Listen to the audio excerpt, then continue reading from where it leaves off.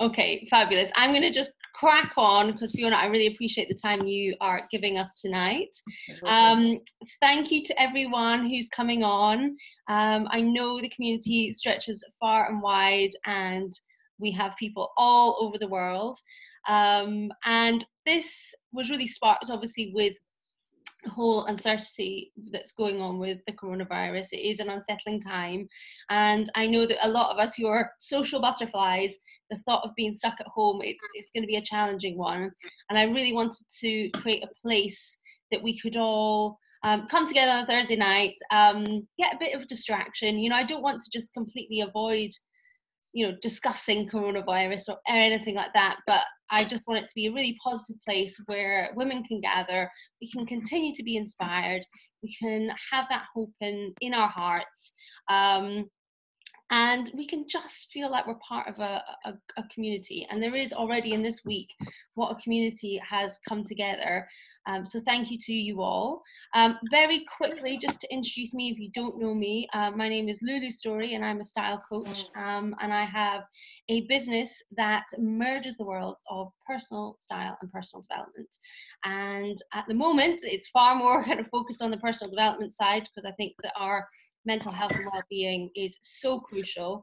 After suffering with postnatal depression and lots of anxiety over the years, I've really worked at developing and training to be a coach so that I can make sure I have a healthy mindset at all times. And I think now it's more important than ever. So I'm really hoping to continue to help you guys to feel as mentally healthy as possible.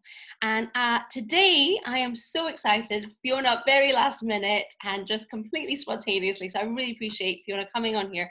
Fiona Lambert, who is the managing director of Harpenne, a wonderful new fashion brand that was launched last year, and we're going to find out so much more about it today. She is a very inspiring woman, and you were the first person that came to mind.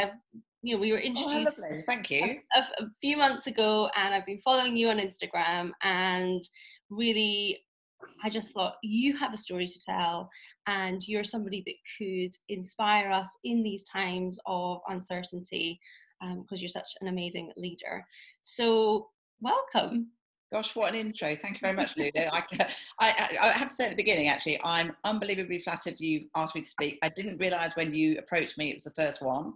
But I'm really glad I am, because I think genuinely I'm a social animal. I love speaking to people. I've worked, all my life, and I love meeting and talking to people. And I think this new era and keeping a community going and being able to talk to like-minded people is going to be so important, because I think otherwise people are going to feel very lonely, very disconnected. So I really appreciate you doing this, and thank you for asking me. Oh, wonderful. Well, thank you. So what I would love to know is if you could maybe tell us a little bit about who you are, what you do, well, I suppose, what's your story? Okay. So I think I'm one of those very lucky people, actually. I knew very early I wanted to go into fashion, so I've got a little sketchbook I did when I was 11, and everything I chose up to what I'm doing now was geared by wanting to have a career in fashion. I think my mum was an old school mum, actually. She gave up work when she had us, but she was a dressmaker when I was growing up, so I was brought up with her trying clothes on people. I would hold the pins for her while she pinned the hem while she was a dressmaker. So I saw all of that going on. And my grandmother was, and apparently my great-grandfather was a master tailor. So I think there's something really in the blood. Yeah, so I studied fashion, and I was very lucky to start my career at Next when it was really small. And George Lakes, who was the founder, was very prominent there, and I worked really close with him. And I certainly, his passion for product, his passion for the customer, he was really hands-on, had very high standards, and I worked with him for 4 years and really developed with him. And when he got ousted in a bit of a boardroom coup at Next, because he was an incredibly dynamic entrepreneurial man, but it overexpanded, and sort of the accountants came in and sort of and he got ousted. Can you hear me, actually? Yes, sorry, yeah. I was muted for a second there, so no, I hate that. Sorry, carry on. And I think this is one of the interesting things about connections. I probably didn't realise at the time, but I wrote to him when he left and said, I've loved working with you. If you ever do anything again, I'd love to work with you. And about 6 months later, he called me and said, look, I've got an opportunity for you. Can't tell you who it is, can't tell you what it's for, but I'm going to be setting up a new brand and I'd love you to be part of it. And I'd got a pretty established career at Next at the time, but I thought, do you know, how many times do you get to start a business with the guy that started Next? So I sort of threw caution to the winds, which was probably a start of many things. I've repeated it over the years, and got to join what was the start of George at Asda, which, from a point of view of working with him and spotting an opportunity in the market and doing something that had never been done before, but just having the courage to do it, was certainly something I loved doing. Was just the most incredible opportunity. So I was there for 10 years and obviously saw the business grow, and in effect became his, I was going to say, right-hand woman. So I worked alongside him delivering, the concepts he had. But interesting, it came, I think at the time, Walmart bought Asda, and obviously with that bought George. And the focus started to be on just being cheap. And I'm really passionate about clothing, and I wanted to actually do something that I felt was had integrity behind it, and it isn't just, people don't buy clothes because they're cheap, it's about how it makes them feel. And at the same time, Next approached me to go there as their women's wear director, and I also thought, one day I don't want to be George's right hand lady, I want to be Fiona Lambert. So this opportunity came up, and I thought at some stage I'm going to have to break away. So I went to Next as women's wear director for 7 years, and loved that, actually, a fantastic career. But I always like to push myself out of my comfort zone. And Next is an amazing business, but it's one of those businesses that a lot of people don't ever leave, actually. There's a lot of people who've been there for 25 years, and there was nowhere really for me to go.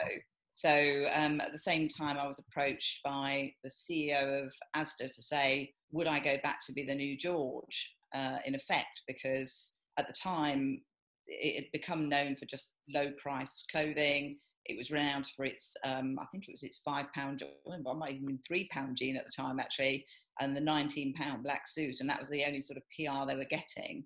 And at the same time, Primark had come on the scene. So all of a sudden, they weren't the lowest price clothing brand, and they needed a new purpose, a new DNA. So I thought, well, this is going to look a very odd career to go from Next to George, back to Next, and back to George again. And they said very cleverly, we know one day you'll want to do your own brand, Fiona. Come and work for us. Do anything you want to this brand. Treat it like your own. We'll be paying you. If you make mistakes, it's at our cost, and you'll learn. I Wow, thought, interesting. Don't get many chances like that. No. So I got the opportunity. I said, okay. And I said, but if I come, I want to change the logo. I want to change the product offer. I want to get rid of Colleen McLaughlin, because at the time she was the brand face, and I thought that's not very genuine. She had obviously a lot more money than a George customer. And they just said, come, do it all, which was quite scary, actually, because all of a sudden, however much I wanted to do it, the decisions were on my shoulders. But I did it, and I started thinking then, actually, it's better to make a decision than make no decision.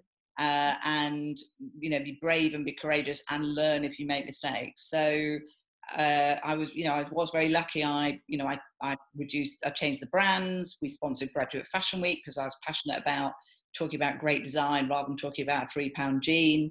I introduced lots of innovation first, actually, that a lot of people copied. So we did a tummy tamer dress, which had all of the body sculpt built in, which several people copied since. I introduced mid-sized jeans, which one of the Kardashians has now just done in the last few years.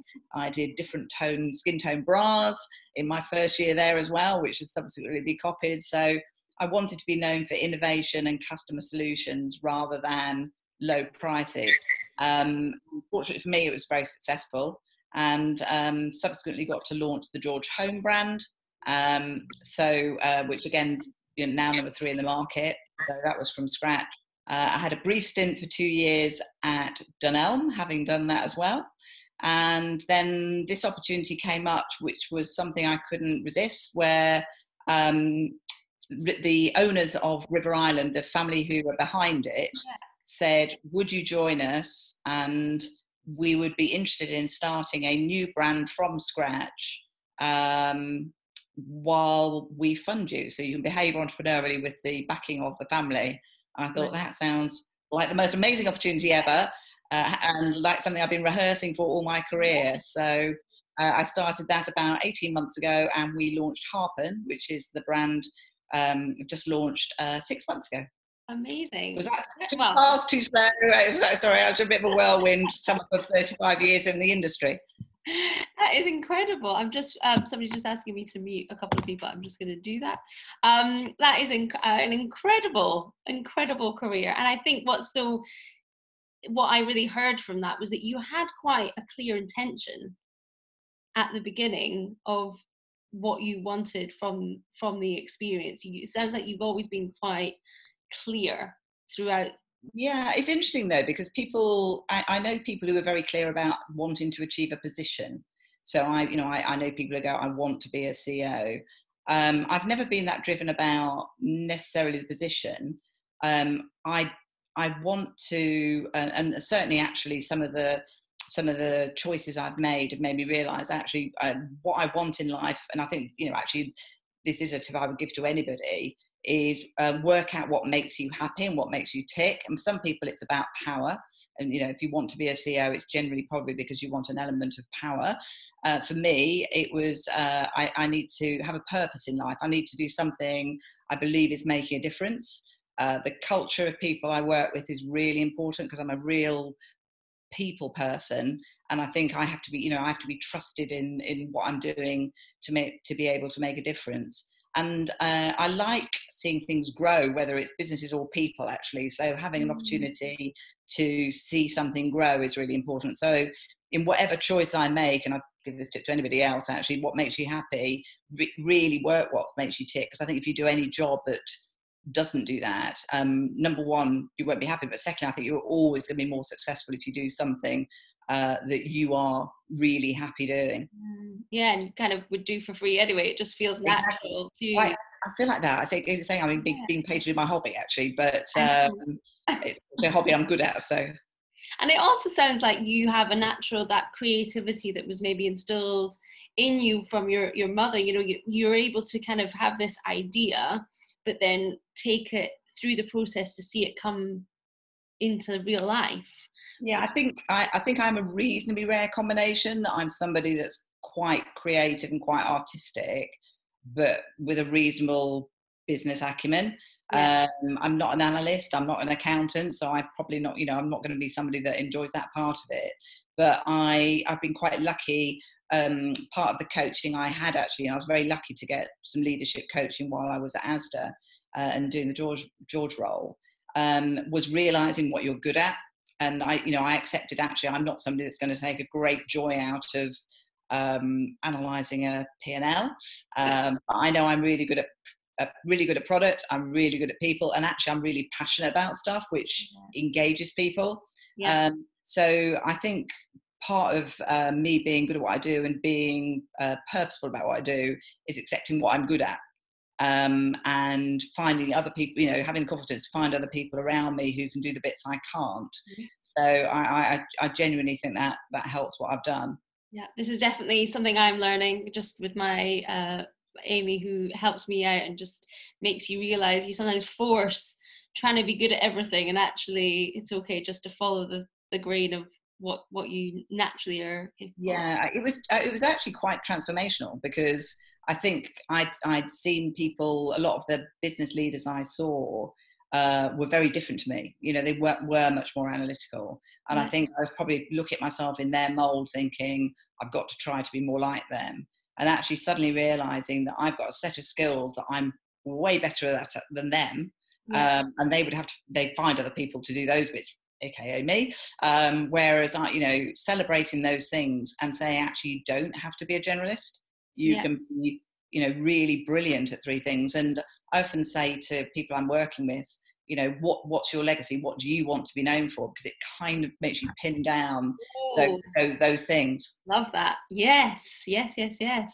And what you were just saying there as well about really focusing in on the self and being like, okay, what are my strengths? You know, I think, I don't want to generalize, but I feel as women we're really good at going, well, I'm not very good at this and I should be better at that and I can't do this, rather than actually focusing in and going and championing yourself and saying, well, but this is what I can do.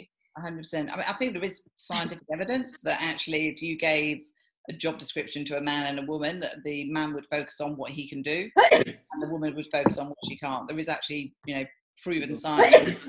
So I think once you know that, you know, and you can say, that's crazy, you know, focus on the good bits and you can find the help and support around you to do the bits you're not good at. I think almost knowing that and recognizing that makes you deal with it. Yes. So for everyone maybe on this call, especially at this time where things are feeling a bit unshaky, perhaps people's jobs are feeling, they're not quite sure what they're going to be doing. Maybe it'd be really helpful after this call for everyone just to make a little list of what they are good at, because potentially there is ways that you could shift your business, things that you could naturally do that you don't even see as a way of making money or a way of prospering a bit more in these times, even if money isn't an issue, that maybe by taking your advice of just focusing in on themselves, they'd be able to help others a bit better. You know, I think we were touching on this a little bit when we were talking earlier. I think it's really easy to, and I find myself being anxious about stuff. Loulou knows this. You know, I've got my son has a kidney disorder and he's just started dialysis and he needs a transplant. And so I'm very worried about him, and I'm worried about the obviously the effect, not only if he caught the coronavirus, but also the delay it might have to his transplant. My daughter's due to get married in June, and of course that's being postponed. And you know, the anxiety could build about all of these things. And I'm finding the way of coping is going, which of the bits are in my control? And finding bits you can control at the moment are really important. So whether it is, or you know, I went shopping for my parents this morning. I was sadly shopping at 6:30, but actually find the bits I can help, I can do, I can deliver. You know, focusing on, you know, I guess, you know, finding ways to be isolated actually that are productive.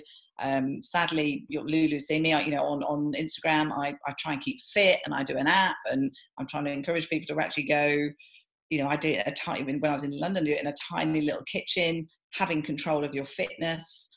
I think finding ways to be in control of tiny little things at the moment will make you feel better. Yeah. So your favorite ways, when things are feeling a little bit scary or out of control, obviously fitness is a big one for you. You're a marathon runner, is that? Well, no, I'd love. No, actually, and that was, well, actually, one of the sad things about me, I like to have almost make myself a bit uncomfortable and set little goals that are just a little bit hard all the time. And probably after too much wine at Christmas, my daughter had sent me a text to say there's a half marathon being run for kidney research. So I after too much wine signed up for it without realising I had 8 weeks to train. So I did the half marathon on March the 1st. Did it in 2 hours 15, which I was really proud of. I think I raised about £3,500 as well. So for the charity. So I think I do keep fit. I love cooking. I'm going to find my time actually. I love painting, and when I'm really, really busy, I don't have much time to do it. So I've bought my watercolours, dragged them out of the garage, because I think actually finding time to paint, which I never normally have time with, you know, whether it's working or commuting. So I'm going to find time to paint again, actually.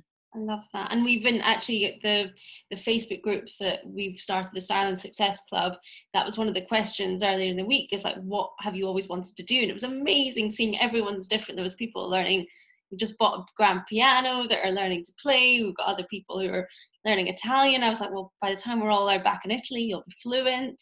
So, you know, it's just like it was. And I think that is for all of us, you know, what do we want to, what have we always said? You know, I'll get that. I will eventually get that sorted. I'll eventually learn that. Yeah.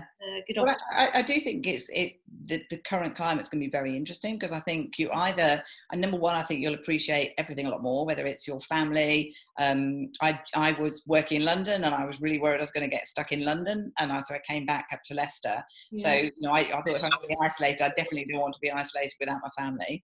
So I'm hugely appreciative of them. Well, I think I was anyway, but even more so. I think self-development, I think we'll all spend a little bit of time on self-development, and we'll benefit from that. Yeah. And I genuinely think, you know, friends, family, community will walk away and go, do you know, that was really important. It kept me going. So I think in the face of adversity, well, hopefully we'll walk away with lots of plus points. Yeah, I completely agree, and I think part of it is really focusing on what is working in your favor, you know, because again, we can go through the list of all the things that aren't, but it's a skill to keep training yourself as to, yeah, but this is the opportunity, or this is working in my favor, or this I do have, and keeping that focus there. And I know for me, coming out of depression, that getting that skill was really important. But it's sometimes easier said than done. But I think, yeah, your words are spot on. So just with kind of, while we're talking about how we're going to come out of this, I suppose none of us really know what's ahead of us and what we're adjusting to, but what's the conversation been like within Harpenne over the last week? What are you guys, and I obviously want to hear about the brand as well, but, you know, what are you guys talking about with how you're going to... Well, it might be interesting to talk about why I started the brand anyway, and then can lead into kind of my thoughts about what's going to happen. So I've always been, as I said, really passionate about design. And I know it sounds a little bit trite, but, you know, because I trained, I was at university, actually it was Polytechnic in those days, 1982 to 1985, so a long time ago. And there was no technology. All of the design you did was started with textiles or history or finding amazing references that were very, very creative in how you started with fashion. And you know, quite old school. Whereas now, I think the reason I think everything tends to look a little bit the same is the internet, because every single designer sees every single catwalk the minute it comes off. They can browse everybody else's range, and I think it's ended up with a range of fashion that becomes very same looking, and it just then becomes down to, you know, what price you want, really. So I'm quite confident in how I put clothing together. So people used to stop me, and it drove my husband mad. It still drives him mad if I go out, because I'm confident in how I dress and I'll accessorize or I'll wear slightly bolder things. Without fail, somebody will stop me in the street and go, "Love what you're wearing." And it drives him mad. But it made me realize that actually women do want something a bit different and maybe a bit quirky, and don't necessarily want to blend into the wallpaper. And I'm not saying this is for everybody, but there is a gap. And I looked at the brands like the European brands that have got that certain more je ne sais quoi, a bit more detail, a bit more thought through, and like, you know, in the UK market you see Sandro and Marge and Bash that are just more styled than some of the British brands, but they're all £250, £350 a dress. So that was my aim, really, was to try and create a brand for women who are confident, probably confident themselves, but maybe not necessarily confident in what they choose to wear. I'm wearing some Harpenne now, actually, just a little bit more detail on, that will actually maybe somebody stop and actually notice rather than actually you blend in. So that was my purpose behind creating Harpenne. Right. And actually it was important for me as well to have a community of women that actually do stop at the women in the street and go, "I love what you're wearing," you know, and create that whole culture of complimenting. Oh, everyone that's worked with me will know that that one of the first things I say to them is like, just, you know, when you're starting to build your own confidence with growing, you know, what you're going to wear, wearing something a bit different, be that style detective, see what other people have got on, and start letting them know. Like, yeah. It's just, well, actually, it makes them feel $1 million, but actually it's such a lovely gift to give. So nice. So, you know, 100% I want, you know, so not only did I want to try and create a brand that had a point of difference, but also create this culture of women who uplift other women as well. So, be approached in our language, and be warm. I had this quote about be your best friend outside the changing room, because I wanted to be the person that goes, you look amazing in that, but also be able to go, do you know that's not for you? Because that's what your best friend would do, rather than just try and sell stuff to people. So that was the purpose behind Harpenne. I said only launched last September, so it's really early days. It's interesting. This is, like I said, first chance to launch a brand from scratch. I didn't realise, a lot of these brands, for example, like Me&M, has been going for 10 years. You just don't realise how long they've been going. Yeah. So I'm sort of going, oh, it feels like a long time, and it's only 6 months. I'm not the most patient of people. I can have to learn a little bit of patience.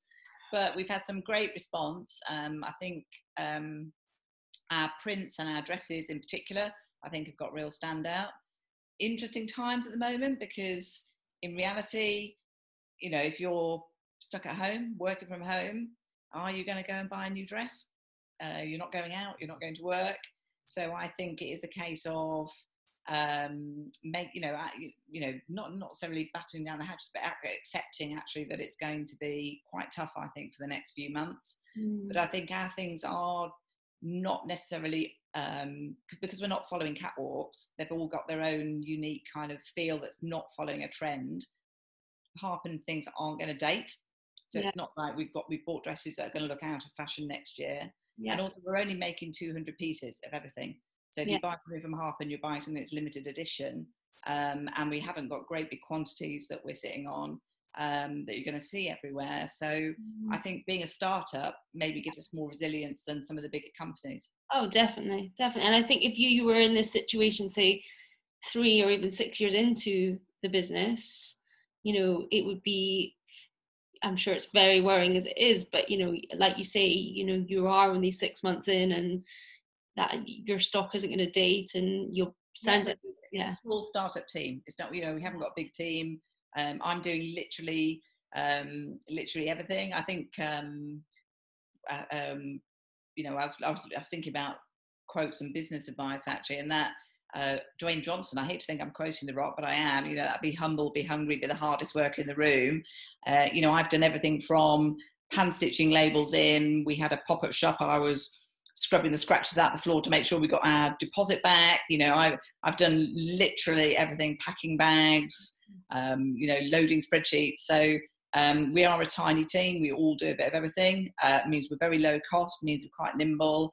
I think in reality, we're probably in, best placed to just ride this, hopefully. Yeah, I'm sure, and I'm determined. I'm about to write a blog post on what to wear when dressing from home, because I'm a big believer in us all, getting dressed every day, even if we're at home. It's really going to impact our mental health. So I'm going to see if I can find myself a piece on Harpenne that I could recommend. Please do, yeah. Well, I think as well. Do you know? I think it's going to be important to have date nights at home. Yes, because instead of I think if you just making each other feel special, because if you're stuck with your partner's company for 3 months, you're gonna and get your girlfriends involved, and having your dates with your girlfriends as well. It would be so important. So tell me, I want to know a bit about your wardrobe, because I feel like it's probably amazing. Tell me, what is your favorite piece in there? What do you think, what piece kind of sums you up the best? Oh, that's an interesting question. So I think I should have been born in the 1940s, because I love old-fashioned glamour. And I bought, and I'm trying to think what event I bought it for.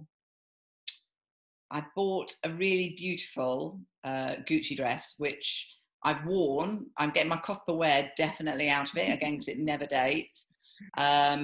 Which is it's a beautiful blush pink drapey jersey, quite Grecian silk piece, which I think if you looked at something from the 1940s, it could, you could easily imagine, or 1950s film star wearing, and that's what I kind of feel like every time I wear it.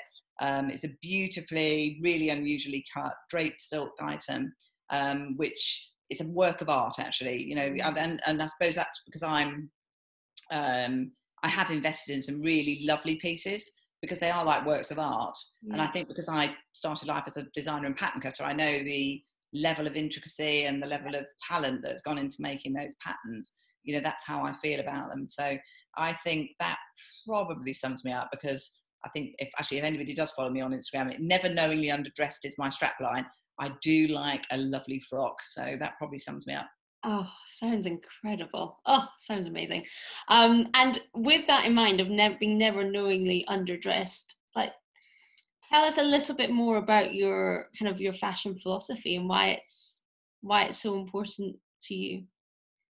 So my fashion philosophy is style is about knowing what suits you, not necessarily what's on trend. So, and I think that is part of this, you know, gaining confidence. And I definitely think this is something that does come a little bit with age, is actually if you can become comfortable with yourself, comfortable with what suits you, that is style.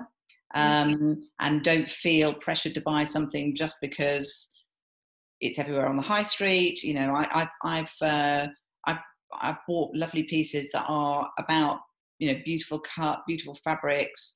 They are, you know, the detail is important, and it's not about trend. And I think if you buy stuff that suits you, you're all, you know, rather than necessarily a trend, you're going to feel good, you're going to feel comfortable, and you'll just walk taller into a room. So I really believe in finding your personal style and being really confident with it, rather than worrying what other people think. And how have you seen your style evolve over the years? Like when you look back at yourself, say 20 years ago, so what job would you have been doing? Would you have been at George? 20 years ago, where are we now? It would have just been the changeover actually between finishing George and starting Next, actually 20 years ago. Yeah. So what were you wearing then? Blimey, that's a good question. Do you know what's interesting? So my husband, he used to, when I was younger and in fashion, he used to laugh that I looked like I was going out in fancy dress. So if the trend was, I'm going to say Russian princess, and it was on all the catwalks, I would do the full, you know, Mongolian fur something or other, and great big full skirts. And it was because I was following a trend rather than necessarily, you know, really being comfortable in my own style. Yeah. So that's probably the biggest difference, that I think I would have slavishly followed the latest trend if it was about boho chic, or if it was you know, double denim. I'd have followed that. Whereas now I think, well, no, this is, you know, in the words of the famous song, this is me. So I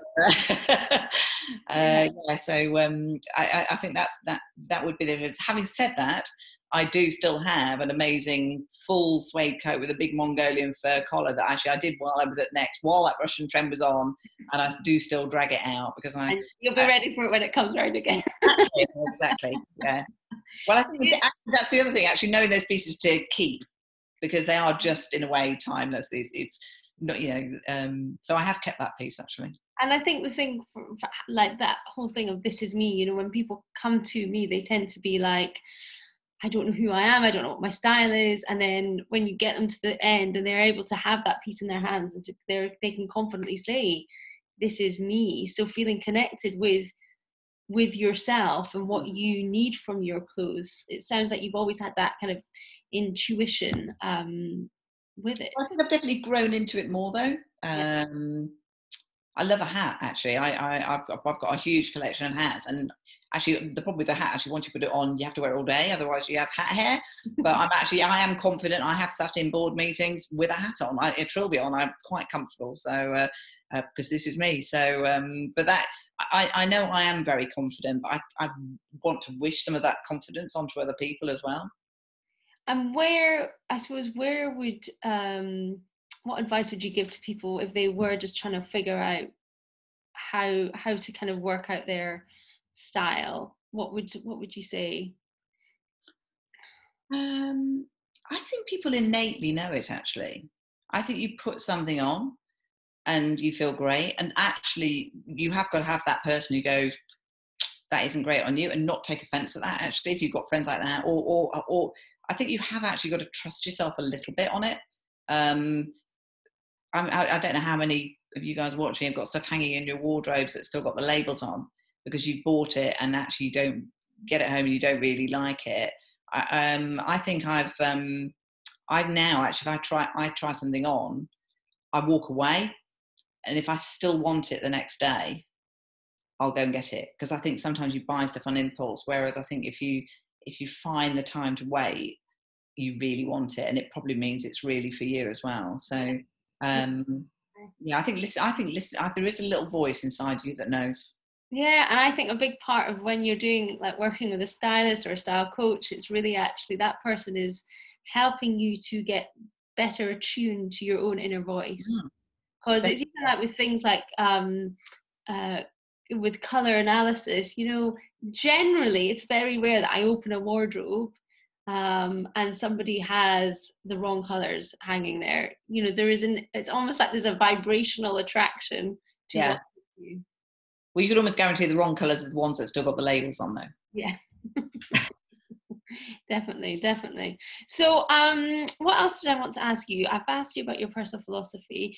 One of the things we were doing in the coffee morning yesterday, yesterday, God, it feels like a lifetime, so much has happened in like 24 hours, was about book recommendations. Have you got a favorite book that you are reading, have read, that you can maybe share with the community? I actually, for a bit of light relief, I don't know how many of them read Miriam Keyes, but they're brilliant books actually for a bit of light relief. Yep. Got one. I'm very drawn to books about bizarrely. I guess maybe I've had, you have to be quite resilient going through the career. I things like Papillon. I think it's amazing. I think books where people have endured or got through and been incredibly resilient to survive something.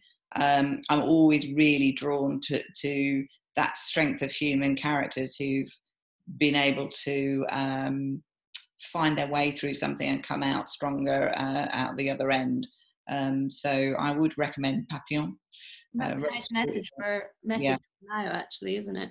It is actually interesting. Yeah, I hadn't really thought about that, but I was funny if I was talking about films to somebody today, and whether it is Shawshank Redemption or Papillon, or when you consider circumstances of other people being through, actually being stuck at home for 4 weeks, I think in the grand scheme of stuff is tough, but I'm sure people have endured far worse. So we can do this. We've got this. And I can tell everyone's on the comments saying they're browsing, they're loving the red long sleeve studded shirt. Oh, good. All right. There's a bit of online shopping happening at the moment. And then just a final kind of question, and then I'm just going to say to everyone, if you do want to ask Fiona a question, then feel free either to pop it in the comments or you can unmute yourself. But I want to know, what's the wildest thing you've ever done? That you can tell us. Gosh, I know. Actually, I think I mentioned earlier that I always like to have a slightly harder challenge. So clearly the most recent hardest thing I've ever done is signing up drunkenly to do the half marathon, give myself 8 weeks to train. Actually,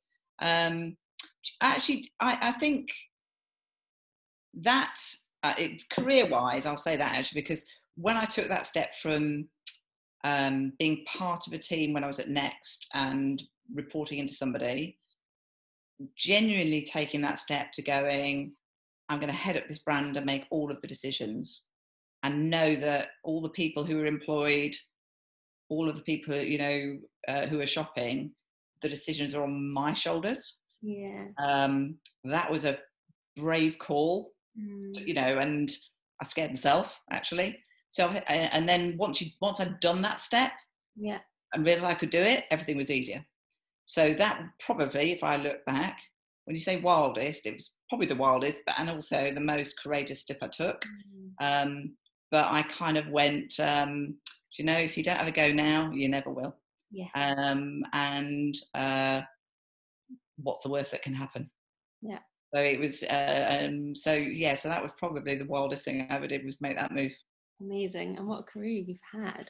Well, we've got a question here that's come in from Claire. She says, what are Fiona's favourite pieces from the Harpenne collection? Well, I'm genuinely a dress lover. So I started my life as a designer and pattern cutter on dresses, and it's always been my absolute favourite thing. So my favourite at the moment, I think, it's the Florence dress, which is a little ditzy print with a high-low hem. And I think it sort of epitomises the brand because it's got that extra bit of styling on. So I've got it, and it's very whooshy. It makes you kind of want to swirl around when you wear it, which is a good feeling. And I would say that a dress at home, you know, it can be comfortable if it's not overly structured. If something is a bit floaty, do consider, like, when you are at home, don't always think you've got to be in trousers. You know, sometimes actually it can be very comfortable to, you know, sit down in a skirt rather Yeah. than being I, more. I well, I love dresses because you just stick them on and it's done. You haven't got to worry about what top do you wear with what bottom. It's an outfit in one. So I think a dress is covers a multitude of sins if you find. And actually, genuinely, there's a dress shape for everybody. So I mean, you'll know this, Loulou, being a stylist, but you know, if you're slightly thicker through the waist, there's a shift dress. If you've got a waist, you can wear, you know, shirt dresses. If you're shorter, you know, you can wear a shorter dress. If you're taller, you can get away with max dresses. There's actually a dress shape for everybody, and again, finding the right one for you. So hopefully, we've tried to cover quite a lot of people and quite a lot of, you know, body shapes in the Harpenne What dress range. size do you go up to? I feel like, 18. yeah. It would rate to 18s. Okay, great. Got another question. I feel like I'm on like a radio show or something. Anna. I know she's in Brussels, so good to have you here. Which other designers are you inspired by? I'm a big Alexander McQueen fan. So I don't know if anybody got to the exhibition when it was on in London. It was amazing. I was just, you know, almost overwhelmed. And I don't know how many of you ever get to. There's a new Alexander McQueen shop opened on Regent Street, and twice a year they have an exhibition with all of the history of a collection in there. And most recently, I'm literally only probably 4 weeks ago I went there, and they've got all of the collection. I think it's from 2014 when he designed everything out of flowers, and it's just incredible to see the inspiration, the work, the technical side of how all of the patterns are cut, and just actually how long it creates to create one garment. It starts with a toile, which is a kind of, you know, raw canvas state, and then it's all literally hand shaped, and then they design the prints onto a digital print that's a replica of the pattern. If ever you're in London, it's always worth going to that shop because they do have these exhibitions upstairs of the history of how those garments come together. And I think one of the things often I do with people is, like, even if you can't afford clothes like that, allow yourself to be inspired and be okay about stepping into shops that are maybe above your price point or are different from what you would normally purchase, because that's when you sometimes can find that bit of inspiration. Actually, you know, the way they've paired those colors together, I would never have thought about that, but it really excites me. Or stepping into a shop and you see, and it could be an expensive one, but then you see someone else has done it elsewhere that's something more that you can afford. So allowing yourself to be inspired and not just always say, well, you have to stay in your little lane. Yeah, definitely. And it's interesting because people often ask me, where does inspiration come from? And I am a bit of a human sponge, and I will always make sure I go into those shops. But I mean, for example, although it's gutting how it's been cancelled, but there's an amazing exhibition on at the V&A about kimonos and how the Japanese ancient kimonos have influenced current fashion and how they're being taken now. I'll always go to those things because, you know, finding that inspiration from history. Films are incredibly influential on fashion as well. So absolutely. Go and get that confidence, get that inspiration from lots of places. Amazing. Does anyone have any other questions? Thank you so much, Fiona. It's been amazing. What a start. I feel like we've set up a high bar. Well, thank you. Well, it's lovely talking to you. It really has been. Oh, thank you. And to everyone, this is the same link every Thursday. We will be meeting here. I think we'll have speakers. I feel like we might do a pub quiz one night. I feel like I've got a West End choreographer. I might get her on to teach us some dancing. I think there'll be so many amazing things we can do.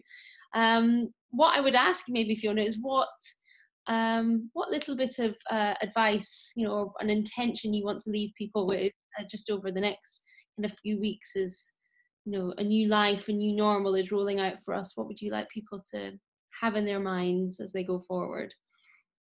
I think I touched on it earlier, actually. I think finding things in life you control, things in life that make you happy, and the people in life that make you happy. I think if you focus on them, it's going to get you through a lot. And that's probably what I'm going to do. And I probably hope everybody else does too. Oh, well, thank you. I think that's a beautiful note to end on. And people are just saying so inspiring, feeling really motivated. Thank you. Yeah, they're just all saying thank you, thank you. So, oh, my fiance, real pleasure. Oh, they want to see your full outfit. Oh my goodness me, I can't. I don't know if I can do that.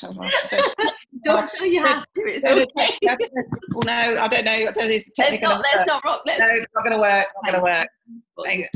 You'll have to. It's called the ASTI dress. ASTI.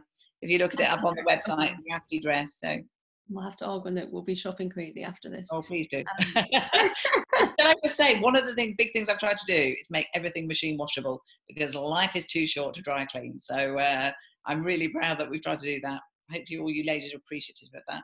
Fantastic. Fabulous. Well, we are. And thank you for just taking the time. I appreciate you have so much on your plate. So it is just wonderful to get to know you. And I really wish you all the best. No, all right. Thank you, everyone.